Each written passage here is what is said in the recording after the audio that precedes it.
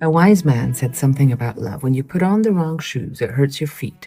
But it's not the shoe's fault, and it's not your feet's fault. You just have to accept that they don't go together. In order to be able to put another pair of shoes on, you have to take off the shoes that hurt. The more you keep them on, the more it's going to hurt, the more your feet are going to suffer, the longer it will take for them to heal. If shoes have hurt your feet, the next shoes you're going to put on might hurt. Not because of the new pair of shoes, it's because your feet are hurt. You need to accept to walk without any shoes if you really want your feet to heal. The more you keep the shoes that hurt, the more it hurts your feet. And the more you start walking in a crooked way that will take you away from your path, away from your happiness, away from your life.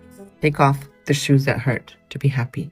Walk barefoot. Take the time to heal and don't be afraid to walk on sharp stones. Just take off the shoes. One day you're going to find some perfectly comfortable shoes that will fit your foot. They'll be a match made in heaven. That's it. That's the video about love. There you go.